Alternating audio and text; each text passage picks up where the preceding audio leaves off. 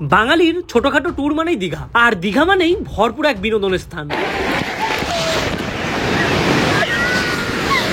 তার পাশাপাশি কিছু খাওয়া দাওয়া এবং ভালো লাগার মতন একটা স্থান। আজকে আছি কিন্তু নিউ দীঘা।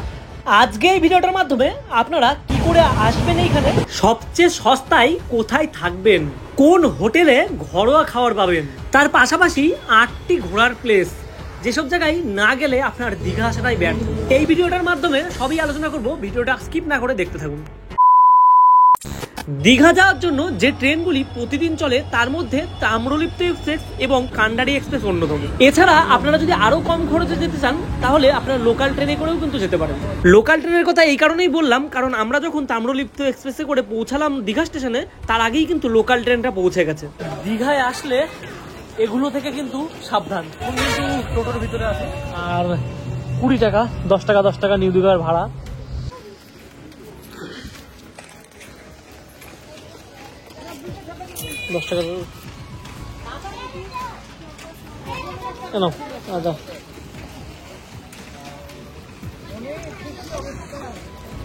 তা আপনাকে তো প্রথমেই বললাম যে রুম দাদা দেখাতে হবে না, আপনি কেন এই জিনিসটা করলেন আমি ওটা বুঝলাম না। না না আমরা বললাম তো, হ্যাঁ কথা ঘুরালো না, আমি আগেই বললাম আপনাকে। মানে জাস্ট স্যার কি বলবো, মানে এইগুলাকে বলে প্রফেশনাল থার্ড ক্লাস অটোওয়ালা। যদি দীঘাতে আসেন এই কিন্তু থার্ড ক্লাস টোটোওয়ালার থেকে কিন্তু খুব সাবধানে থাকবেন, কারণ এরা কিন্তু আপনাকে রুম নিয়ে যাওয়ার বাহানায়, মানে একটা কথা বলি এই জিনিসটা অনেকেই জানে না, তারা কিন্তু যে রুম দেখাবে সেখান থেকে কিন্তু রুমের কমিশন পায়। ঠিক আছে, তাদের এটা ন্যায্য হয়তো প্রাপ্য, কারণ তারা ঘুরিয়ে দেখালো, ঠিক আছে। কিন্তু আপনি যখন আপনি যখন রুমটা দেখছেন তখন কিন্তু সেই ভাড়াটা কিন্তু তার যে মানে কমিশনটা সেটা কিন্তু আপনার রুম ভাড়ার মধ্যে চলে যায়, সেহেতু রুমের ভাড়াটা অনেক বেশি পড়ে। তাই এই জিনিসটা কিন্তু অনেকেই বোঝে না, আর তারা কিন্তু নিয়ে আসে। তাই এখানে এসে আপনি নিজের মতন করে রুম খুঁজে নেবেন, তাহলে হয়তো অনেকটাই আপনার ডিসকাউন্ট পাবেন রুমে। দীঘাতে এসে সস্তায় রুম চাইলে আই বাটনে লিঙ্ক দেখতে পাচ্ছেন এবং এই দুটি ভিডিও ভিজিট করতে পারেন চ্যানেলে। তা এখন আছি কিন্তু নিউ দীঘা বিচে, আর এইখানে যদি আসেন এখানে কিন্তু নানান ধরনের রাইড আপনারা পেয়ে যাবেন, স্কেটবোর্ড থেকে শুরু করে সবকিছু। আর ওল্ড দীঘা যেটা ছিল সেটাই কিন্তু রাইডগুলো পাবেন না, আর নিউ দীঘা সত্যি বলতে ওল্ড দীঘার থেকে অনেকটাই বেস্ট।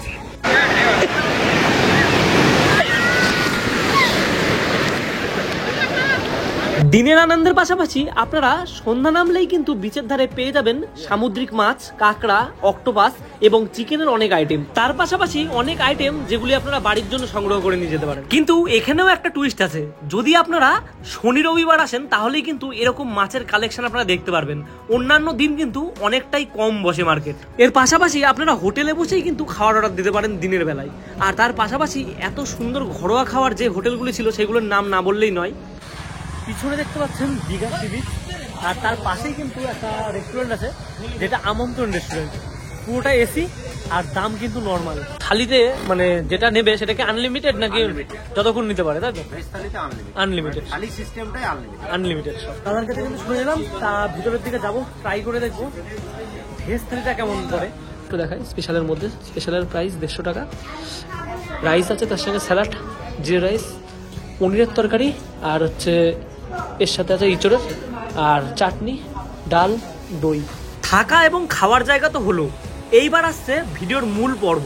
বিশেষ বিশেষ কিছু ঘুরতে যাওয়ার জায়গা, যেই জায়গাগুলিতে না গেলে দীঘা আসাটাই ব্যর্থ। কত কি ভাড়া নেবে সবই কিন্তু বলে দেবো এই ভিডিওর মাধ্যমে, স্কিপ না করে দেখতে থাকুন ভিডিওটা লাস্ট পর্যন্ত। প্রথমেই সেই স্থানটা দর্শন করাবো যেটা দীঘা স্টেশন থেকে 2 মিনিটের হাঁটা পথ এবং নিউ দীঘা থেকে 1 মিনিটের হাঁটা পথ। উড়িষ্যার পুরীর জগন্নাথ মন্দিরের আদলে তৈরি করা দীঘার জগন্নাথ মন্দির। দীঘা গেলে অবশ্যই কিন্তু ঘুরে আসতে পারেন এই জায়গাটা। তার পাশাপাশি সকালের সূর্যোদয় দেখতে জাস্ট অসাধারণ লাগে, এটা কিন্তু কোনো কারণে মিস করবেন না। তারপর হালকা কিছু টিফিন করে সমুদ্রের পাড়ে দাঁড়িয়ে গরম গরম ম্যাগি খাওয়ার মজাটাই আলাদা। এখান থেকে মাথা পিছু 20 টাকা ভাড়া দিয়ে চলে গেলাম ওল্ড দীঘা, আর ওল্ড দীঘা থেকেই একটু পায়ে হাঁটলেই পৌঁছে যাবেন আপনারা মোহনায়। মোহনায় গেলে কিন্তু অবশ্যই আপনারা সকালবেলায় যাবেন, কারণ মোহনার যে ফিশ মার্কেট আছে যেটা দেখার মতো সেটা কিন্তু সকালেই বসে। মোহনার সৌন্দর্য দেখার পর আপনারা কিন্তু সেখান থেকে টোটো রিজার্ভ করে চলে যেতে পারেন তাজপুর শঙ্করপুরের উদ্দেশ্যে। তাজপুর শঙ্করপুর এবং মেরিন ড্রাইভ তিনটে জায়গা মিলে 700 টাকা ভাড়া চাইলেও আমরা কিন্তু টোটো রিজার্ভ করেছিলাম 500 টাকায়। আপনারা কিন্তু অবশ্যই বার্গেনিং করে তারপরে কিন্তু টোটোতে চাপবেন। টোটোতে চেপে চলে আসলাম বিশ্ব বাংলা গেটের সামনে, তার পাশ দিয়ে কিন্তু মেরিন ড্রাইভের রাস্তাটা। মেরিন ড্রাইভে যাওয়ার সময় আপনারা কিন্তু অবশ্যই টোটোওয়ালাকে বলবেন নাইকালি মন্দিরটা দর্শন করিয়ে দিতে। এটাও কিন্তু আপনার 500 টাকার প্যাকেজের মধ্যেই থাকবে। মেরিন ড্রাইভ দিয়ে শঙ্করপুর পেরিয়ে তাজপুরের দিকে যেতে গেলে কিন্তু এমন একটা রাস্তা পড়বে যার পাশ দিয়ে সমুদ্র বয়ে চলেছে। তাজপুরে আসলে কিন্তু অসংখ্য এই কিয়া গাছের যে ঠেসমূলগুলো আছে সেগুলো কিন্তু আপনারা দেখতে পারবেন। তাজপুর আসলেও কিন্তু আপনারা অনেক সুন্দর সুন্দর হোটেল কিন্তু থাকার জন্য পেয়ে যাবেন। এখানে যদি নিরিবিলিতে থাকতে চান তাহলে কিন্তু তাজপুর আপনার জন্য বেস্ট জায়গা হতে পারে। হয়তো জায়গাটাকে আপনারা নিউ দীঘা ভাবছেন বা ওল্ড দীঘা, কিন্তু একদমই না। আমরা এখন আছি তাজপুরে, আর তাজপুরে দেখার মতন কিন্তু অনেক কিছু আছে। যতটা মানুষ নিরিবিলিতে খোঁজে, তাজপুর নিরিবিলি হলেও কিন্তু এতটা সুন্দরভাবে এর বীজটাকে সাজানো। এখন কিন্তু আমি চলে আসলাম শঙ্করপুর, আর শঙ্করপুরে সমুদ্রের ধারে নিরিবিলিতে এতটা সুন্দর জায়গা, তার মাঝে কি কি আছে সেটা একটু দেখিয়ে দিই। তাজপুরের পাশাপাশি আপনারা যদি শঙ্করপুর আসেন তাহলেও কিন্তু আপনারা অনেক সৌন্দর্য উপভোগ করতে পারবেন।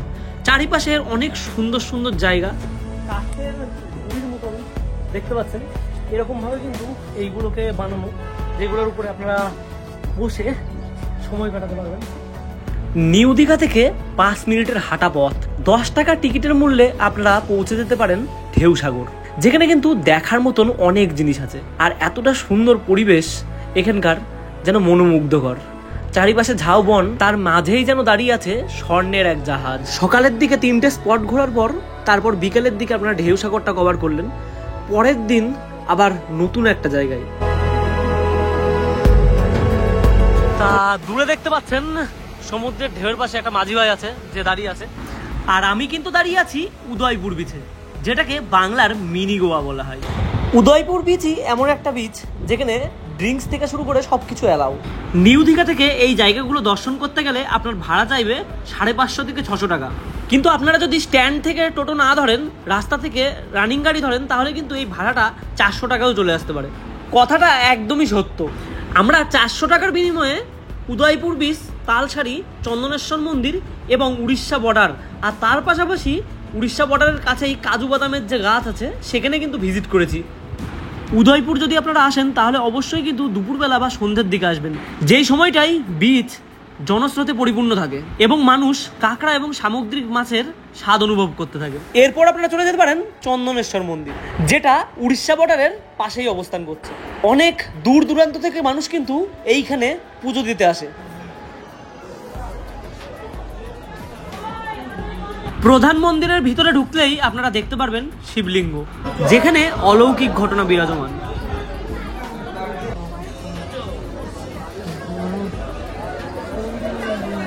তারপর ওই স্থান হইতে চলে যেতে পারেন তালসারি, যেখানে মাছ তো আছেই প্রচুর, তার পাশাপাশি আছে লাল কাঁকড়া।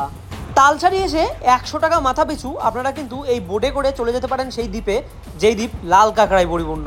লাল কাঁকড়া তো অবশ্যই দেখবেন। সেই লাল কাঁকড়া দেখার আগে যে সাইট সিনগুলো আছে সেগুলো কিন্তু অনেকটাই সুন্দর। আমরা কিন্তু এখন ছিলাম ওই স্থানে দূরে, আর নৌকায় করে যাচ্ছি কিন্তু একদম, মানে সত্যি কথা বলতে সমুদ্রের মাঝেই বলতে গেলে চড়া পড়ে গিয়েছে। সেই চড়ের উপরে যাব, সেই চড়ের উপরে কিন্তু আছে লাল কাঁকড়া। তা চলো লাল কাঁকড়া দেখা যাক।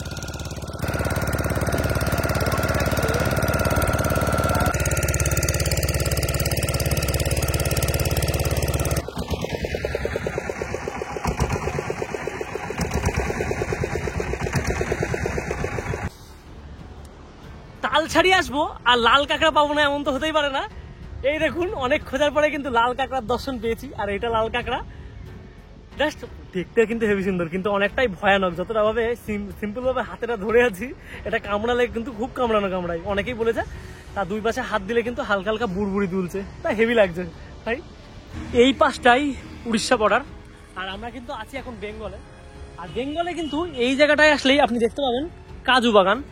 তা এইগুলো সব কাজু বাদামের গাছ, যেগুলো দেখতে পাচ্ছেন আপনি সামনে দিয়ে। আর কাজু কিন্তু ধরেও রয়েছে। অনেক তো দীঘা ঘোরা হলো, এবার বাড়ির উদ্দেশ্যে যাওয়া যাক। এই যে এখন স্টেশনে দাঁড়িয়ে আছি, আর কত মানুষ দেখছেন, মানুষের ভিড়। এই ট্রেনটাই বাড়ি যাবে। তা আবার কোনো নতুন ব্লগে দেখা হবে বন্ধুরা, আজকের মতো টাটা।